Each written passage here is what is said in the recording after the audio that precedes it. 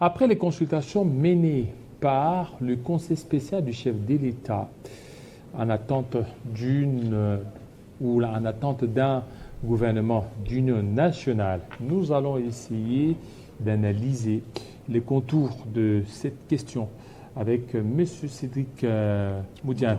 Bienvenue. Merci. Bien portant, M. Cédric. Oui, ça va. Alors, le gouvernement d'union nationale s'attarde toujours. Oui, justement parce qu'il y a eu des consultations, évidemment initiées par le chef de l'État et organisées par son conseiller spécial, le professeur Kashmir Eberhand. Lesquelles consultations ont rassemblé les Congolais, bien entendu, dans le cadre de consolider la cohésion nationale, mais au regard du paysage politique, notamment avec la crise sécuritaire, sûrement il se profile éventuellement un dialogue. Alors nous ne savons pas ce qui arrivera avant, ça sera les dialogues ou bien ce gouvernement d'unité nationale. Le plus important, c'est que l'on puisse avoir un gouvernement qui, évidemment, va aller dans le sens de consolider cette cohésion nationale. Alors, le gouvernement, mais dans ce gouvernement, nous voyons qu'il y a vraiment des avancées significatives dans plusieurs secteurs. Est-ce qu'il faudra-t-il encore remanier ce gouvernement ? Évidemment, d'abord, le remaniement, il faut le voir comme une réforme aussi. Alors que la réforme, elle, a pour but de parfaire, de perfectionner. Et je ne voudrais pas ici, et ça ne sera d'ailleurs pas vrai, de pouvoir remettre en cause les indicateurs positifs produits par le gouvernement de Madame la Première ministre Judith Suminwa, notamment sur le plan de la diplomatie et sur bien d'autres secteurs.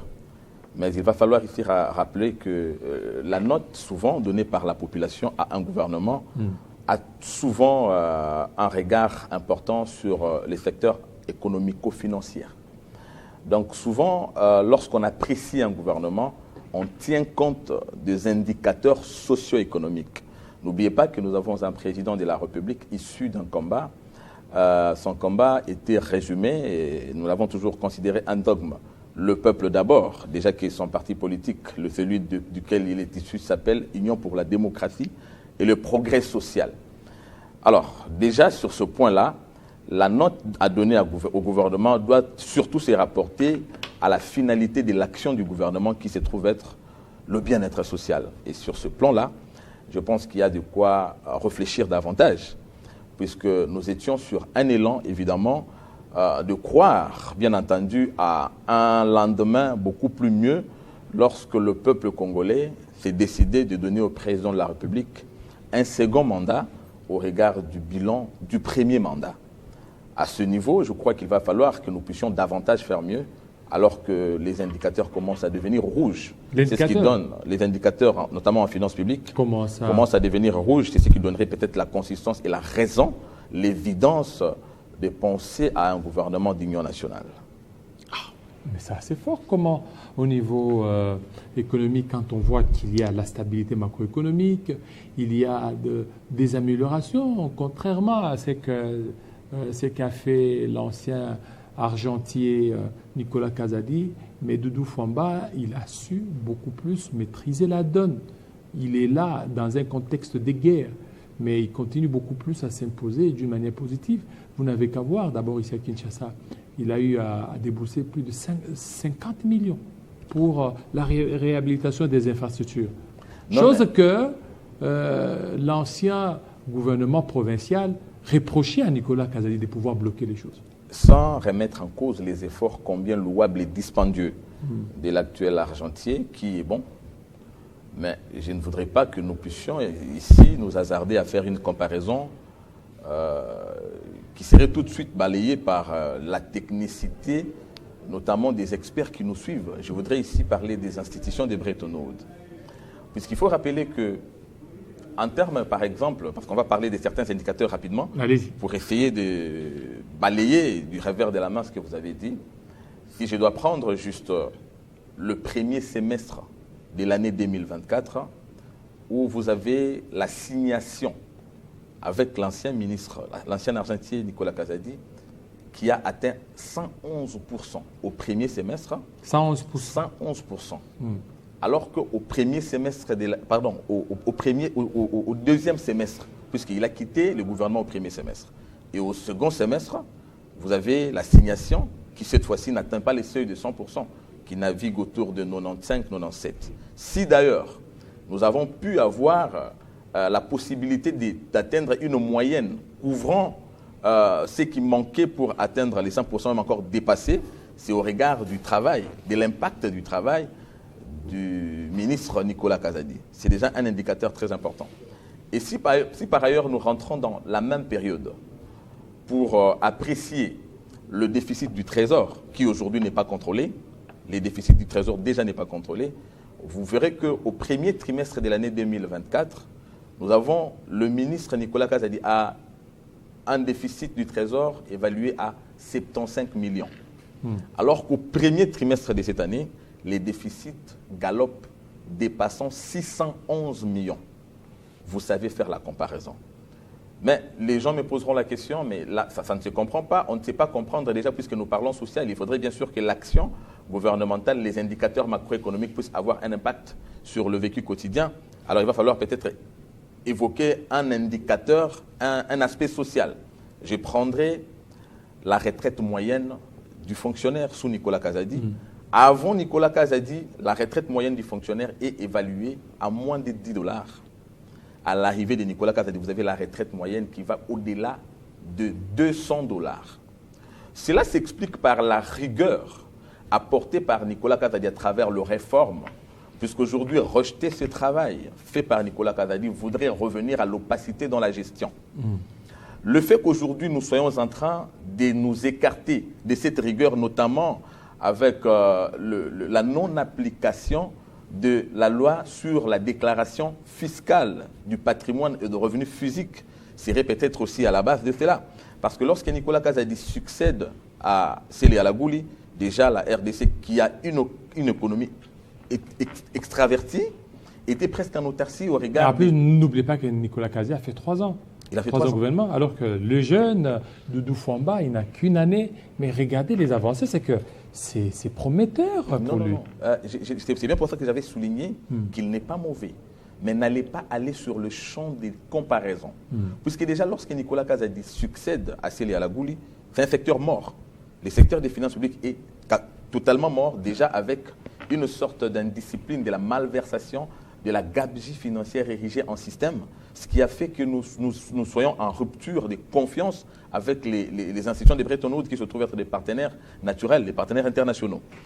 Ces partenaires dont le fonctionnement est basé sur le respect d'un critère important, notamment le respect de la chaîne des dépenses. Le fait de n'avoir jamais respecté ça sous l'Ancien Régime a fait que nous connaissions cette rupture avec ces institutions. Nicolas Kazadi arrive avec des réformes, lesquelles réformes nous font passer d'un budget de 4 milliards à 16 milliards. Ça veut dire une croissance exponentielle évaluée à 400%. Nous parlons de 400%. Et l'effet d'entraînement de cet accroissement potentiel, de cet accroissement exponentiel, c'est notamment la capacité de pouvoir payer les dettes. Il a ramené des milliards qui nous ont permis à pouvoir payer nos dettes, à financer notamment le programme de vaccination, à financer la gratuité de l'enseignement, à financer le programme de santé universelle avec la gratuité de la maternité. Mais bien entendu, ce qui constitue aujourd'hui le socle de la vision du chef de l'État, notamment le PDL 145 territoires. Aujourd'hui, je suis en train de craindre que nous puissions arriver au niveau où nous ne serons plus en mesure de financer la gratuité de l'enseignement qui est pratiquement compromise aujourd'hui avec les écoles qui commencent à trouver des prétextes. Au lieu de parler de frais, il faut parler de motivation, ce qu'on n'a pas vu sous Nicolas Kazadi. Les hôpitaux ne reçoivent plus les frais relatifs à la gratuité de la maternité. C'est déjà un problème. Lorsque le chef de l'État a été réélu, c'était au regard d'un bilan puisqu'il a parlé au peuple et le peuple a vérifié sa parole dans les faits. Mais aujourd'hui que nous sommes en train de nous écarter dangereusement de cela, je me pose la question, c'est quand sera le bilan du chef d'État lorsqu'il sera plutôt en train d'adresser un message d'adieu, d'au revoir au peuple congolais. Monsieur Jean-David, il y a bien de choses qu'on devrait parler, qu'on pourrait bien parler par rapport à cette dégradation des secteurs des finances publiques. Mais je pense que le plus important, il faudrait bien sûr que nous puissions nous dire... Est-ce que c'est une dégradation? Tout à l'heure, vous avez dit qu'il est bon. Est-ce que c'est une dégradation? Mais Il y a quand même une amélioration. Il n'y a pas d'amélioration déjà lorsque je... Il n'y a pas d'amélioration. Mais comment vous parlez d'amélioration lorsque je donne un indicateur? Donc il n'est pas bon alors? Non, en fait, n'est pas être bon, c'est être très, très sévère. Puisque déjà, être plus mauvais serait peut-être aujourd'hui de nous faire perdre même la crédibilité que nous avons acquise sous Nicolas Kazadi vis-à-vis des institutions internationales. Nous l'avons encore aujourd'hui. Mais jusque-là, cette crédibilité y est. Cette crédibilité y est. Monsieur Jean-David, je vais prendre l'exemple du budget, par exemple. Oui.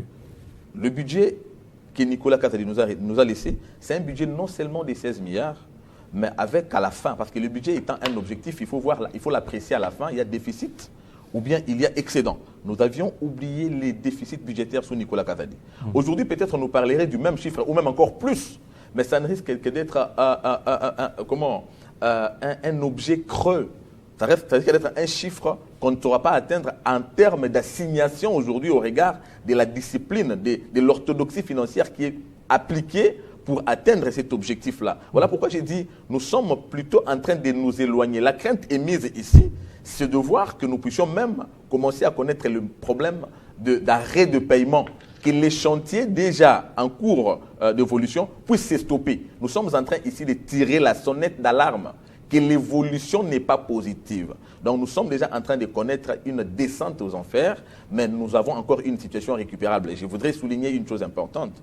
Lorsque l'ex-ministre des Finances succède à Célia Lagouli, c'est en 2021, et il a passé 3 ans à reconstruire un secteur qui était mort. La coïncidence se trouve à quel niveau? Nous sommes à 3 ans de la fin du mandat du chef de l'État, où nous commençons à sentir quand même qu'il y a des secousses qui alertent. Je me pose la question, et c'est d'ailleurs là qui sonne l'heure du choix. Faudra-t-il que nous puissions arriver à la fin et que nous constations avec le peuple que ce qui était acquis ne l'est plus après, ou bien il faudra bien sûr que nous puissions juste sauver alors que nous avons encore le temps. Voilà donc, nous ne sommes pas ici en train de méconnaître les efforts, puisque tout s'est fait sous l'impulsion du chef de l'État. Mais encore faut-il souligner que chaque acteur a une certaine capacité, a une certaine valeur de plus au regard de la technicité apprise dans l'amélioration du fonctionnement avec de certains secteurs. Nicolas Kazadi, il y avait des retards d'impaiement. Les retards de paiement.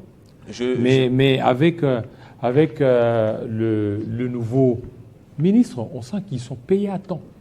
Ils sont payés chaque 25, chaque 30. Et que lui, il fait tout pour que les fonctionnaires puissent certainement se retrouver quant à ce qui concerne rémunération. Quant à Nicolas Kazadi, il y avait beaucoup de raisons sur lesquelles non, le pays est en guerre.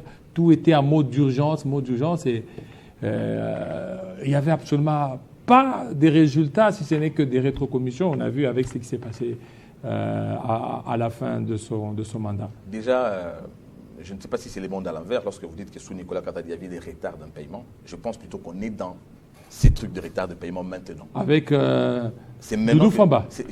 Mais Doudou Fwamba paye bien. J'ai dit non seulement bien les fonctionnaires. J'ai mis la crainte non seulement du retard de paiement, mais même de l'arrêt de ces paiements. Arrêt de ces paiements? Je crains l'arrêt de paiement. Non, il faut pas vous avez dire évoqué ça. La guerre. Mais quand vous dites ça, c'est trop fort. Vous avez évoqué Nous la recevons des fonctionnaires qui félicitent certainement mais M. Jean-David, vous savez, le nouvel argentier. Les bilans ne s'apprécient pas en termes de la communication. Puisque si on doit parler de la communication, j'ai vu quelqu'un c'est faire couvrir des communicateurs. Mais en réalité, lorsqu'il est parti, nous avons appris des 30 millions de jetons de présence. Non, les bilans n'est pas une affaire de communication. Ça doit être il doit être factuel. Lorsque nous parlons ici, c'est vérifiable avec l'opinion. Vous avez parlé de la guerre, mais toutes les prouesses évoquées ici sous Nicolas Kazadi, c'est notamment pour une économie extravertie, c'est notamment avec la même guerre, mais nous avons aussi la crise russo-ukrainienne. Oui, mais avec la même guerre, Kinshasa a fait beaucoup de temps sans recevoir leur argent de la part de l'argentier. Kinshasa ici que vous voyez. Mais lorsque Doudou Fwamba est arrivé, 50 millions pour la réhabilitation de ces infrastructures. Vous n'avez qu'à voir. Aujourd'hui, devant ici, c'est que les routes sont en train d'être réhabilitées. C'est qu'il y a l'argent qui a été déboursé. Mais sous Nicolas Kazadi, Nicolas Kazadi donnait des raisons de la guerre. Et l'ancien gouverneur Gentini Ngobila a payé pour ça. Mais faites pas croire que vous ignorez une information importante. Allez-y, allez-y. Sous Nicolas Kazadi, nous avons vu des infrastructures reliant des provinces. Lesquelles? Oui, bien sûr. Sous Nicolas Kazadi, nous avons vu la construction, lancée l'année dernière d'ailleurs, de la route reliant Mwanda à Bukavu. Mwanda à Bukavu. Mbujimaï également. Oui, bien sûr. Donc, sous Nicolas Kazadi, nous avons vu des infrastructures. Mwanda à Bukavu. Je suis en train de parler à la télévision. Vous avez vu ça? Exactement, les travaux ont été lancés. Ont été lancés, mais où est-ce qu'on a Non, mais Nicolas Kazadi n'est plus aujourd'hui ministre. On ne va pas poser la question où on en est. C'est là d'ailleurs la confusion que les gens aujourd'hui entretiennent par l'effet d'une haine viscérale, puisqu'il était un homme à abattre sur Est-ce que la haine viscérale, ce n'est pas lui-même?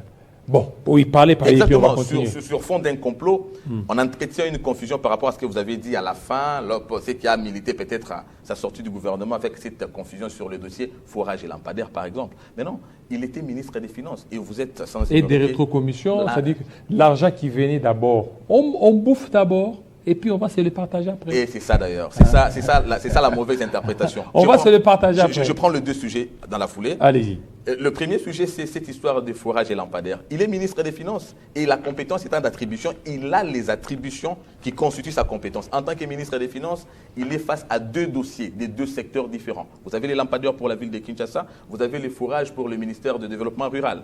Et lui, ministre des Finances, il le finance au regard de ses attributions. Monsieur Jean-David Kilolo. À qui doit-on demander ça? Voilà pourquoi il a été à la justice comme un renseignant. Et il y a des gens qui ont été arrêtés. Moi également. Très protégé. Hein. Protégé comment? Il a été protégé. Non, mais il continue toujours à jouir, surtout qu'il est de l'UDPS. Mais quand vous parlez de l'UDPS, je sais, il y a un partenaire du chef de l'État, partenaire de la conquête du pouvoir, directeur de cabinet, qui a fait la prison dans ce pays. Alors, je ne voudrais pas que nous entrions qui a fait la prison, mais il n'est pas de l'UDPS. Non, j'ai dit partenaire de conquête du pouvoir. Oui, mais ne minimisez pas le rôle joué. Ne minimisez pas le rôle joué par... L'UDPS ne laisse pas ses enfants comme ça. Ne minimisez pas le rôle défend toujours ses enfants. Le rôle joué par Vital Kamerhe par rapport à la conquête du pouvoir. Oui, mais... N'allez pas les minimiser. Non, on parle de la famille, de la famille politique. Là, ne confondez pas les époques, puisque cette justice était réduite en instrument de répression politique avant l'arrivée de Tshisekedi. Aujourd'hui, avec la démocratie impulsée par Tshisekedi... Mais l'UDPS bénéficie de toutes ces faveurs. Nicolas Kazadi de l'UDPS, jusque-là, c'est que... il ne sera pas inquiété. Mais inquiété pour quelle infraction? Il ne sera pas inquiété. Non, mais inquiété pour quelle infraction? Mais pour propagation de faux bruits. C'est quoi le faux bruit dans l'interview dont vous parlez lorsque Nicolas Kazadi, en tant que député national et homme d'État, dénonce ce qui constitue la caractéristique ou même encore la culture congolaise. Le mal avec nous, Congolais... Violation des secrets. C'est quoi le secret? Mais c'est ça. Ça, c'est le ministère public qui nous a... Non, le ministère public. Voilà pourquoi j'ai salué le caractère... la sagesse de l'Assemblée nationale. Et même la sagesse de la l'Assemblée nationale, c'est parce que c'est plein de l'UDPS. Non, attendez. Plein de l'UDPS. Non, monsieur Jean-David Kilolo. C'est quoi le secret lorsqu'il dénonce un comportement devenu une culture, qu'en lieu et place de servir, lorsque nous nous le trouvons même comportement qu'Abound en a payé.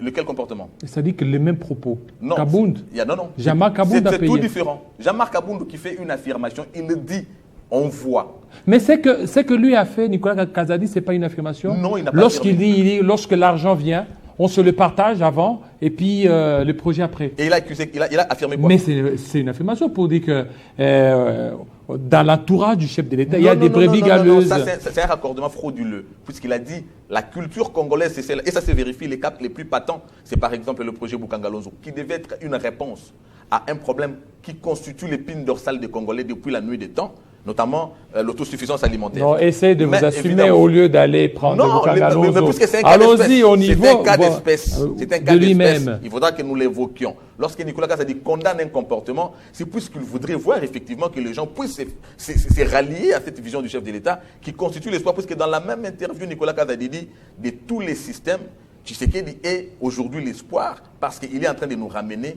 vers l'aspiration du peuple congolais à devenir ce peuple-là développé. Mais il y a quand même des goulots d'étranglement qui se trouvent être notamment le comportement, la culture congolaise. Déjà, ça ne constitue pas une propagation de faux bruits. Lorsqu'il dénonce... On devait les laisser qu'ils soient devant la justice. Mais comment pouvait-on les laisser puisque cela n'est pas... Et là qu'ils se défendent. Sur le plan de droit, Il n'y avait aucun soubassement. Il a été sauvé dans tous les dossiers. Il n'y avait pas une substance infractionnelle dans ce qu'il avait dit.